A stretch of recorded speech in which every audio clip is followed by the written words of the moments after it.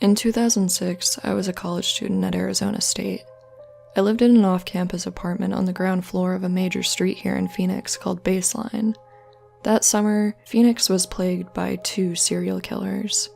One was known as the Phoenix Shooter, who ended up being a team of 2 guys randomly shooting people.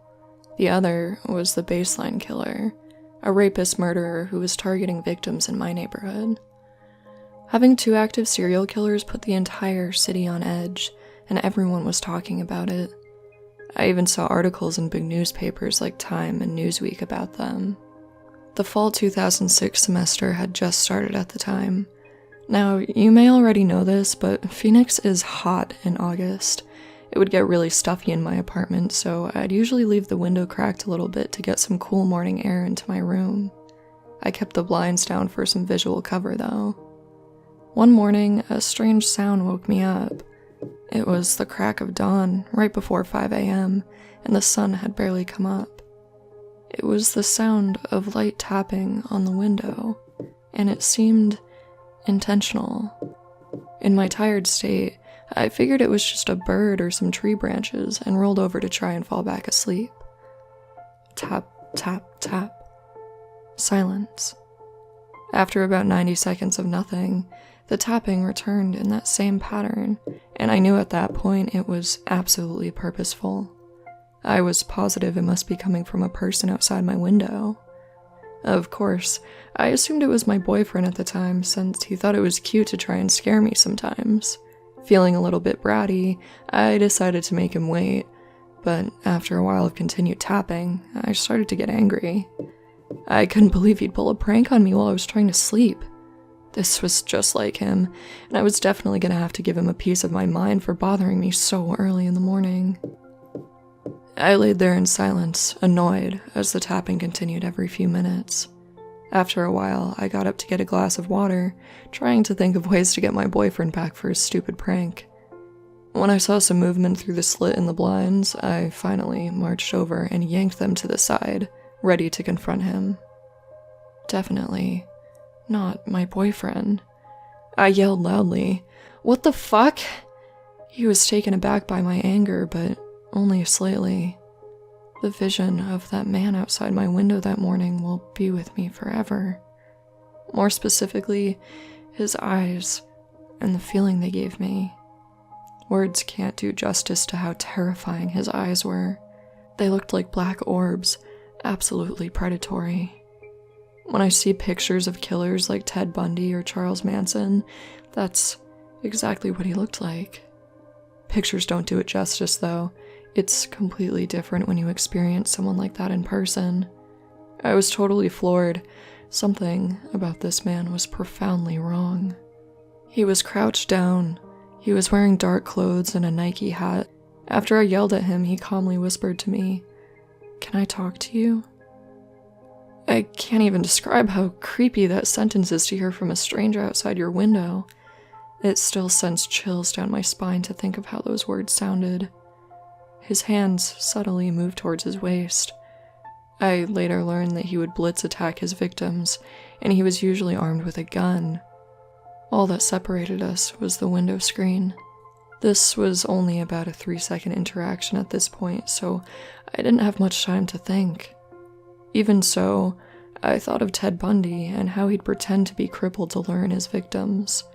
I thought of my mom telling me not to be nice to strangers and to never be afraid to be a bitch. My thinking wasn't quite as calculated as that, but I had just enough time to process those thoughts as I tried to figure out how to deal with the situation. Right after he whispered to me, I started yelling at him. "Hell no, get the fuck out of here, douchebag!" I shut the window angrily and locked it. It was pretty easy to be a bitch, as my mom had advised, when I was so incredibly irritated that this person had the audacity to disturb my precious sleep. I laid back down and started wondering if I had been too mean. What if he did need help? But that didn't really make sense. Why would he be tapping at my window for so long and whispering if he was truly in trouble? I decided he must be a creep after all. I was too annoyed to fall back asleep, but I stayed in bed for a while longer to try and get some rest. I told my roommate about an hour later when I finally got out of bed, and she sort of jokingly asked if it could have been the baseline killer. When she said that, my heart sank. Now that I thought about it, his face looked exactly like the police sketches that were on billboards everywhere. The only difference was that the man in the sketches had dreads, and the man who had been at my window didn't. As I was to find out later, he was actually a disguise artist who would frequently wear wigs. The similarities were just too much for me to brush off, so I called the Phoenix police and a detective came over to the apartment. He agreed that it sounded like the killer's MO. The suspect would say something to throw his target off, and then he'd surprise attack them while he had their attention. The detective said that my angry response probably made me seem like too much of a hassle, so the killer just moved on. I figured they'd want to come back and search for evidence or get surveillance video or something, but I never ended up hearing back from that detective. My parents freaked out when I told them. They got us knives and pepper spray and put up signs about the sighting. After seeing the signs, another tenant in the building came forward to say that they had complained to the police about a similar experience that same morning. I never learned the details, but this idiot was apparently going around the whole complex trying to find a target. The building managers were ridiculous and wouldn't let us out of our lease, so we just ended up moving to a second-floor apartment right above our old unit. That old unit must have been cursed somehow because the new tenants were horrible. Obnoxious tweakers who would do drugs, blast music on repeat for hours, and have knife fights at 11 a.m. on weekdays. There were times where I wondered if they might be worse than the actual serial killer. Anyway, on September 4th, 2006, shortly after my encounter, they arrested Mark Godot. I figured the detective never called me back because they were only days away from arresting him. When I saw his mugshot, I felt sick, but relieved. He was absolutely the guy that had been outside my window. He's on death row in Arizona now. His wife tried to start some campaign to prove that the police were framing him or something, but luckily no one believed her. It certainly would have made for an interesting coincidence if some poor, innocent man who they had framed was also whispering like a creep and tapping on my window. One interesting personal detail about this story is that I had been suffering from an awful eating disorder at the time, and about 8 months after my run-in with the baseline killer, I was finally in full recovery. I never would have expected how a near-death experience like that would have turned my life around. My one word of advice to anyone listening to this story is, don't be afraid to be downright rude to someone who's injecting themselves into your space and making you uncomfortable. Trust your instincts. If you're not afraid to tell someone off, it could save your life. This happened a long time ago, in the late 90s. I was 19 and had just moved from Oregon to Florida to live with my boyfriend at the time, which I wouldn't recommend. All I was thinking about was the white sand beaches and Mickey Mouse, but instead got the swamp, bugs, and dirt roads. It was an unpleasant shock to my system, to say the least. We lived in a dinky little town called Hawthorne, right outside of Gainesville. I'd also recommend never going there. There was only one stoplight and 4 stores. Dollar General, Steve's Market, Eckerd's Pharmacy, and Sonny's Barbecue. I got a job at the now defunct Eckerd's in the middle of town. It was right next to the grocery store, so everyone shopped there. About 3 months or so into my job, I walked in to start my shift one day, and my manager pulled me into his office. Laid out on his desk were about 30 to 40 unopened letters, all hand-addressed to me. "Do you know this person?" my manager asked me flatly. I was confused and told him no. "Read one." I picked up a cheerful yellow-looking one and peered in. Inside the envelope were 2 handwritten letters and a magazine cutout of a woman with long, blonde hair, just like me. As my manager watched on, I started to read the letter. I skipped around the writing out of confusion, desperately trying to figure out why I was in this room. From what I was reading, it sounded like someone was just imagining what spending time with me would be like. A lot of the letter was sexual in nature, and there were extensive comments about my hair, what it would be like to wash it and smell it. A few of the sentences were highlighted, and others were underlined. I couldn't make heads or tails of what was happening. My first thought was, am I getting fired? Do you know this David Elrod? I said yes, I think so. The tall, lanky guy with thick glasses and frizzy dark blonde hair. The regular who comes in a couple times a week to pick up a Diet Coke and medication for his mom. Late 20s, seemed socially or mentally challenged. On rare occasions, he would make small talk as I rang up his soda. Once or twice, he had lingered at my register or stared at me, but I figured he was just trying to adjust his eyes or had poor social skills. Harmless, really, compared to some of the other people I had met in Florida, so I never paid him any mind. Until that day in the Eckerd's office. I knew he was the one who wrote the letters when I thought of a strange encounter 2 weeks prior. While I was working, he came up behind me and caressed my hair. I had to remove it from his hands, and he apologized. It was definitely weird, but again, he seemed harmless, so I just went back to work. After retelling this experience to my manager, he informed me that David would be banned from the store and that I was being sent home while he worked out the details. What details? Confused, I walked out of the store and drove home. Strange. 2 hours after I got home, there was a knock at my door. I peeked out the window to see what looked like a SWAT team. What the fuck? There were men in tactical gear with large weapons, 2 men dressed in suits, and several uniformed police officers. In what felt like slow motion at the time, I opened the door. A female officer at the front of the group held up a few oddly familiar letters. "Can we come in and talk to you about these?" Realizing that everyone in town must have read these letters by now, I wanted to pass out. I didn't even know the guy. I invited the officer in, and we had a seat on my couch as she began to speak. Out of the corner of my eye, I saw my boyfriend shooting me dirty looks from the bedroom. The officer explained how she got the letters from Eckerd's and was attempting to issue a trespassing notice. They wanted to speak to him directly because her whole department knew of him. The officers had confronted him at his residence and attempted to evoke the trespassing notice from the store. Apparently, he wasn't happy about this. He insisted for over 45 minutes that this was all a big mistake and that I actually wanted to talk to him. He was so combative and persistent that they decided to pursue stalking charges. "Stalking charges?" She continued. "You need to be aware that David killed and partially dismembered his mother when he was 12 years old. He was released from a juvenile psychiatric facility less than 4 years ago. We found disturbing materials at his home, and we believe he's been following you." Diet Coke. It's my mom's favorite drink. I remember him saying that. David was arrested the next day after he was found in the Eckerd's parking lot, but the last official word was that he was back at the psychiatric hospital, at least temporarily. I didn't have the chance to read the letters in full before they were put away as evidence, and the police never told me exactly what they found at his house, so I never really did have a complete picture of what was happening.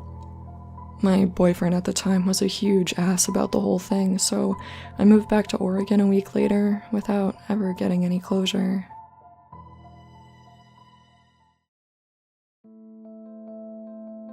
In the summer of 2004, when I was around 14, my family was planning a vacation to Kennebunkport, Maine. My father was stuck in meetings at work, so he told us he would come up from Manhattan a few days after us.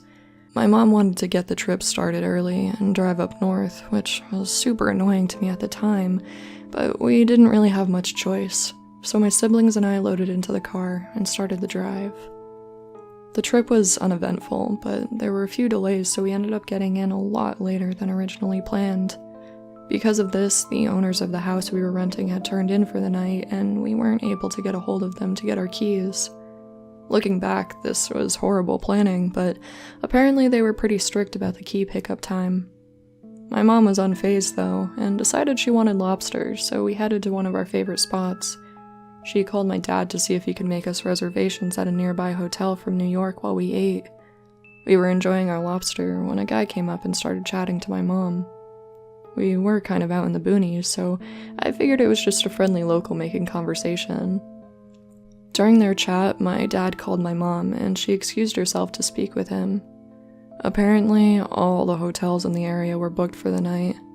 It was the height of vacation season in Maine, after all. We changed our plan and decided to drive to the nearest town and find a motel to stay in until we could pick up the keys for our vacation house. The local must have been listening in on my mom's conversation and came back over to our table when she got off the phone. Honestly, there was nothing outwardly off about him. He was preppy, clean-cut, and unassuming, and he fit right in with the other people in town. He told my mom he had a large home with a big guest house, and we were more than welcome to stay there, and that his wife wouldn't mind. My immediate reaction was, fuck that. There was no way in the world I was staying in a random dude's house in the middle of Maine in the dark. No offense to anyone from Maine, but it got creepy around there at night.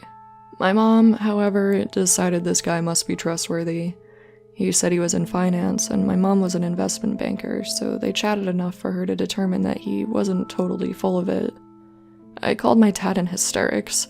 He said I was just overreacting, and that I needed to get out of the city more and accept that sometimes people were just nice. So, my brother, sister, and I got back in the car and followed this guy back to his house. The guest house was really nice and fully furnished, but the beds seemed oddly placed. There were 2 bedrooms, and instead of the beds being centered like you would expect, they were each placed right under the window in each room. To me, they just seemed out of place. Trying to ignore my uneasiness, I joined the rest of the family as we got ready to go to bed. My mom heard a knock at the door, and it was the house owner. He said he just wanted to check to make sure we got settled and were comfortable. I guess that was a nice thing to do, and started to feel a little less suspicious. I definitely made up my mind too soon though, because about 30 minutes later, he came back to check in again. At this point, my mom seemed a little annoyed, and quickly thanked him, telling him we would stop by the house in the morning to say goodbye and meet his wife. Another 30 to 45 minutes later, I was lying in bed, wide awake. I was terrified. We kept hearing this rustling sound outside, which was odd since the guest house wasn't near any trees or bushes that might make noises like that. I saw that my mom was wide awake as well, and noticed her trying to silently motion towards the window with her eyes. None of the windows had curtains, which the guy had explained by telling us his wife was in the process of redecorating. When I looked up to where my mom was gesturing, I saw a male figure just standing outside the window. I thought I was going to have a heart attack. I had no idea how long he had been standing there, watching us. When he finally walked away, my mom waited a bit before telling us to get our things together.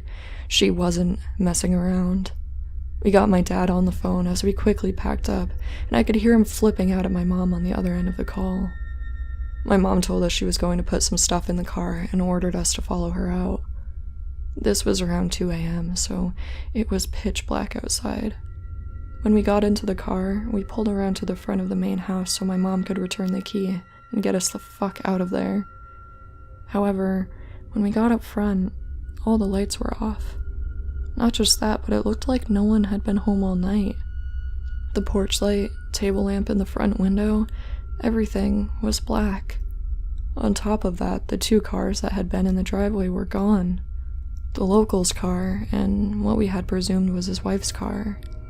After seeing this, my mom was visibly unsettled and told us we were leaving right away, and we continued down the driveway.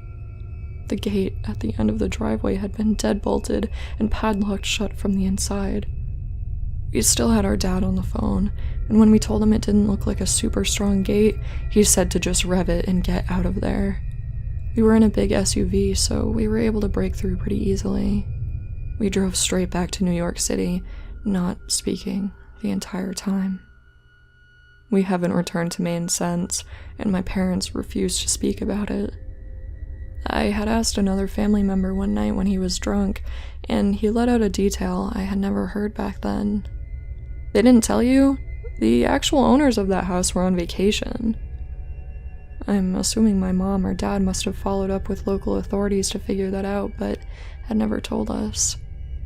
I still don't know who that man was, or what was planned for us that evening. I've been curious about whether there were any known serial killers or murderers in the area at that time, but none of my searches have ever been able to confirm that theory.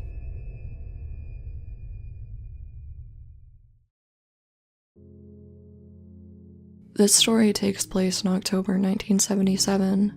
When my mom was 16, she ran away from her abusive home with her friend Lisa. They hitchhiked from Massachusetts all the way across the country to California. Obviously, this wasn't the smartest of plans, but given my mom's tumultuous home life and past experiences, she couldn't imagine it would be much more dangerous than anything she had already experienced. Luckily, they had a pretty safe and uneventful trip across the country, making friends with truck drivers and other travelers. It wasn't until they reached California that this encounter happened. My mom and Lisa ended up meeting these two guys who were super nice to them. They crashed at their place for a few days, partying, but nothing bad had come of it at this point. The guys told the girls that they were going to take them to Hollywood Hills and Sunset Boulevard to see the sights. Not being from the area, my mom had no idea that these spots were really crime-ridden at the time, especially since she was under the impression that they would just be out there sightseeing. My mom really wanted to see where all the movie stars lived. These guys took my mom and Lisa to some divey bar before they headed out and got them super drunk. This was also the first time my mom was introduced to and tried cocaine. After they got these underage girls completely high and drunk, they split off into pairs and Lisa disappeared with one of the men. My mom didn't think much of it, figuring she was just hanging out with one of her new friends. He then suggested that they stand on the sidewalk on Sunset Boulevard in the middle of the night, and if a car pulled up, she should get in and tell the driver to go across the street to a parking lot he pointed out to her. It wasn't until the first car pulled up and she got in that she finally realized this guy was prostituting her out. Up until this point, these guys had been nothing but kind and respectful to my young mom and her friend, so she was completely blindsided.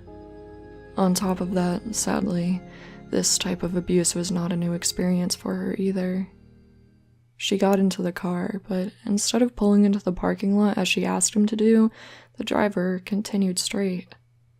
My mom tried telling him that he was going the wrong way, but he didn't respond and just started driving faster.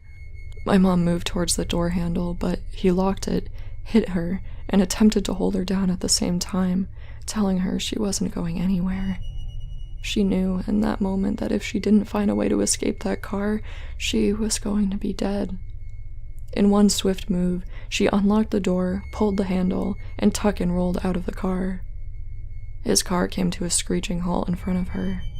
Thinking fast, she spotted some bushes in front of a nearby house and ran to hide behind them. The driver turned his car around looking for her, sneaking quietly down the street. As she peeked through the bushes at him, she saw that he had a gun. As soon as his car crept by, she ran to the backyard of the house, but quickly saw that it was completely fenced off. There was no other way out, so she had to go back the way she came. By the time she crawled back into the bushes, his car had reached the end of the road and was turning back around. He passed by again, and when she thought he was far enough away, she came out of the bushes to make a run for it. That's when she saw his brake lights behind her. Confident that he had spotted her, she ran as fast as possible around the corner, but could hear his car coming towards her. As soon as he passed by again, she booked it across the street and through the parking lot she was originally supposed to be in, and ran back to her friend. The creep ended up circling back again, but by then she was back with Lisa, and they were leaving the area. My mom and Lisa quickly ditched those two assholes to find a safer place to stay. After a short stay in California, she ended up calling back home, and eventually made it back to Massachusetts safely. It wasn't until a long time later that she saw a story on the news about a woman being murdered in California. She recognized the murderer, dubbed the Hillside Strangler, as the man who had picked her up that night. My mom only told me this story recently. I had heard her mention it in the past, but only briefly, without so much detail. When she gave me the full story, she told me I could share it here online. While I was writing this out, I googled an image of the hillside strangler and showed it to her unexpectedly. She jumped so high as soon as she saw my phone. It really unnerved her to see his face again, and I feel pretty bad for scaring her like that. Ultimately, I'm just extremely thankful that my mom made it out alive, and I'm endlessly appreciative of how strong and brave she is.